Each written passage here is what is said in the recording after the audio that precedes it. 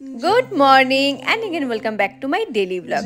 আমাদের বাঙালিদের নাকি 12 মাসে 13 পার্বণ, আর প্রত্যেকটা পার্বণে একটা জিনিস কমন থাকে, সেটা হচ্ছে খাওয়া দাওয়া। আর আজকে হচ্ছে চৈত্র সংক্রান্তি, তার মানে বাঙালিদের বছরের শেষ দিন। আজকে সকালটা শুরু হয় এই খাবারটা দিয়ে, মুড়ি, চিড়া, দই, ছাতু, গুড় সব কিছু একসাথে মেখে আমাদের খেতে হয়। অনেকের বাড়িতেই খায়, যদিও এই খাবারটা মানে একদমই পছন্দের না। আর দাদুকে দেখেছে যখনই চিড়া দই দাদু খায় এভাবে একটা লঙ্কা ডলে নেয়, তো আমিও ডলে নিলাম। সব কিছু সুন্দর করে মেখে এভাবে লাড্ডু বানিয়ে সবার প্রথমে মাকে খাওয়ালাম।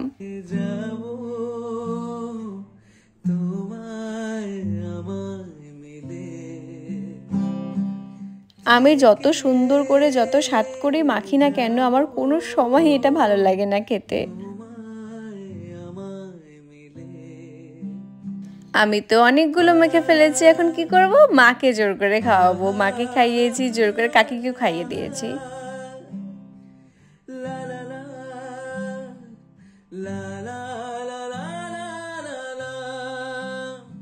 তোমরা সবাই জানো যে আমি রান্না করতে ভালোবাসি, আর এটাও জানো যে আমি যেগুলো খেতে ভালোবাসি আমি সেগুলোই রান্না করতে পারি।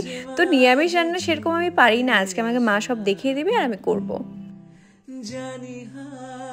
শুধু একটাই অসুবিধা, মার সাথে রান্নাঘরে থাকলে রান্না শেখার থেকে অনেক বেশি বকা খেতে হয়।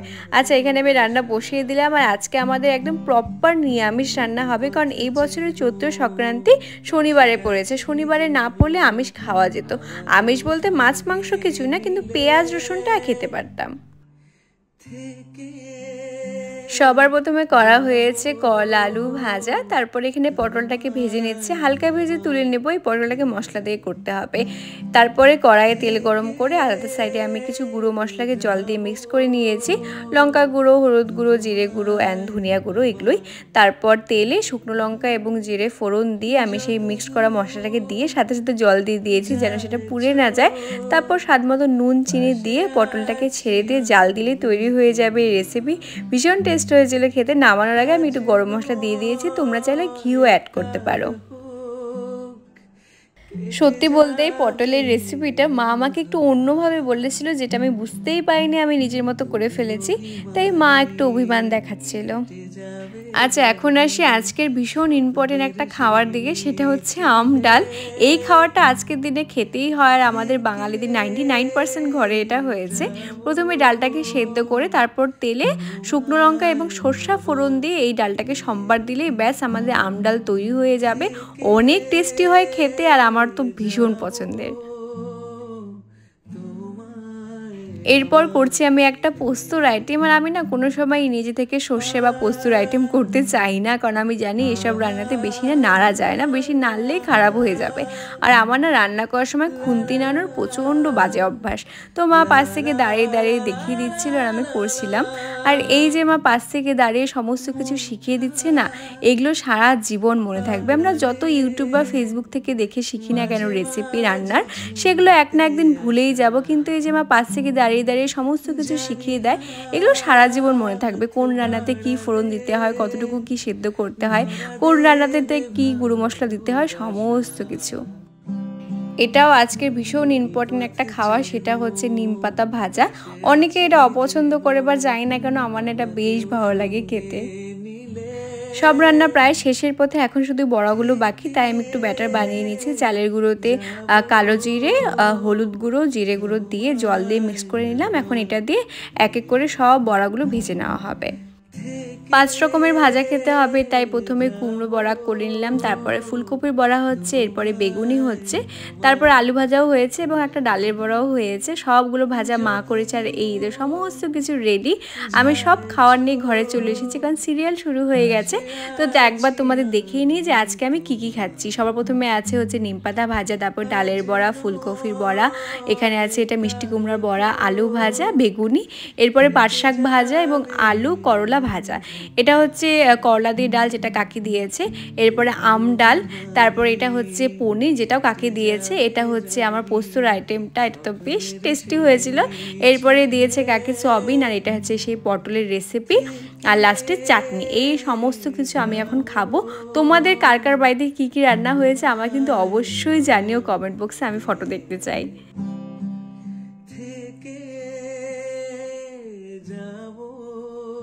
আজকে খাওয়ার শুরুতেই নাকি নিম পাতা ভাজাটা খেয়ে নিতে হয়, কারণ এটা সব থেকে বাজে খাওয়ার। এটা শেষ করে তারপরে ভালোগুলো খেতে হয়, বা জানি না কেন আমার এটা ভীষণ ভালো লাগে খেতে।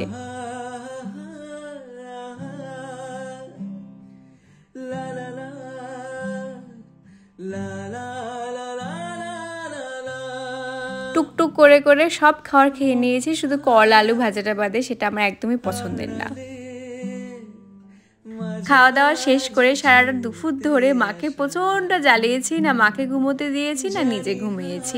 দুজনে মিলে সিরিয়াল দেখে এখন সন্ধ্যা হয়ে গেছে, আর এখন আমি যাব হচ্ছে মেলায়। কোনো রকম মেকআপ করিনি, শুধুমাত্র একটু লিপস্টিক লাগিয়েছি আর লিপস্টিক দিয়ে একটু ব্লাশন পরিয়ে নিয়েছি। জানি সেটা স্কিনের জন্য আনহেলদি, বাট এক আধ দিন করাই যায়। আর আজকে না পুরোপুরি চুলটাকে ছেড়ে ঘোরা যাবে না, তাই একটা ছোট্ট ক্লিপ লাগিয়ে নিয়েছি। আর এই তো আমি প্রপার রেডি হয়ে গিয়েছি। দেখতে পাচ্ছ, স্কিন কেয়ার ভালো করে রাখলে তোমাদের মেকআপের দরকার পড়বে না, তোমরা মেকআপ ছাড়াই ঘুরতে পারবে। এই তো রাতুল চলে এসেছে আমার নিতে। রাতুলের ফেসে এটা করতে না আমার ভীষণ ভালো লাগে। এখন যে মেলাতে যাচ্ছি সেটা আমাদের আলিপুরে জাংশনে হয়, আর আলিপুরে অন্য কোথাও চড়ক মেলা হয় কি না আমার জানা নেই। আর এখানেই আসি, বিগত 3-4 বছর ধরে আমাকে রাতুল এখানে নিয়ে আসে। ছোটোবেলায় এখানে আসা হতো কিনা আমার মনে নেই, বাট হ্যাঁ, রাতুলের সাথে সম্পর্কে আসার পর থেকে আমাকে প্রত্যেক বছর নিয়ে আসে। কেটে যাবে প্রত্যেক বছরই না আজকের দিনে এই সময় বৃষ্টি হয়। এই বছর বৃষ্টি না থাকাতে দেখতে পাচ্ছ কত ভিড় হয়েছে। আর মেলাতে ঢুকেই প্রথমেই চলে যাই আমরা চড়ক ঠাকুরের ওখানে। এবছর যেহেতু আসতে আমাদের একটু লেট হয়েছে, তাই আমরা পুজোটা দেখতে পেলাম না। মেলা বাড়িতে গেলে কত সুন্দর সুন্দর হাতে করা জিনিস দেখতে পাওয়া যায়, তাই না? এগুলো অনেক সুন্দর ছিল, বাট আমি সাবধান মতো আনতে পারবো না বলে আমি কিনিনি। এরপরে আরেকটা দোকান দেখি যেখানে আছে ঝিনুকের সমস্ত শোপিসের দোকান। এই শোপিসগুলো অনেক সুন্দর ছিল, বাট আমার ঘরে না রাখার জায়গাই নেই, তাই ছোট ছোট জিনিসগুলো দেখে এগুলোই কিনে নিই।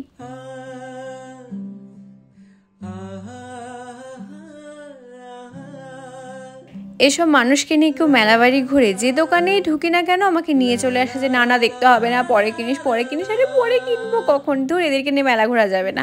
তারপরে একটা কানের দোকান দেখতে পাই, সেখান থেকে দিদির জন্য কানের নিয়ে নিই। আর এই দেখো আমি ওকে জিজ্ঞেস করছি আর ঘুরবি না, বলে না, হাফ মেলা ঘুরিনি জানো, পুরো মেলাটাও দেখতে পাইনি ভালোভাবে।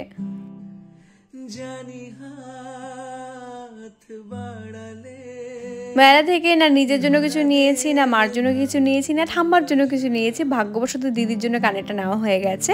তারপর বেরোনোর আগে আমি খুরমার দোকান থেকে কিছু খুরমা কটকটি এগুলোই নিয়ে নিই, কারণ এগুলো মা খেতে ভীষণ ভালোবাসে চায়ের সাথে। ওখান থেকে বেরোনোর সময় প্রচণ্ড ভিড় পড়েছিল, আমাদের অনেক সময় লেগেছে বেরোতে। তারপর জাংশনের দিদাটার থেকে ভুট্টা নিয়ে নিই, আমরা এখান থেকেই ভুট্টা খাই। আর দেখো এই ব্যাটার কোনো লজ্জা শরম কিচ্ছু নেই, আমার যে মনটা খারাপ আমি মেলা ঘুরতে পারিনি। আচ্ছা, আমি তো সবসময় ভুট্টা খাই, আমার ভুট্টা ভালো লাগে, তোমরা সবাই জানো। বাট এখন কিছুদিন ধরে দেখা যাচ্ছে যে আমার থেকে বেশি রাতুল ভালোবাসে ভুট্টা খেতে। তারপরে আমরা চলে যাই হচ্ছে কসমো বাজারে, সেখানে টুকটাক কিছু লাস্ট মোমেন্ট অবশ্যই শপিং বাকি ছিল। বাট আজকে কসমোতে এত ভিড় ছিল যে আমরা বেশি সময় নিইনি, যা হাতের সামনে পেয়েছি সেগুলোই তুলে নিয়েছি।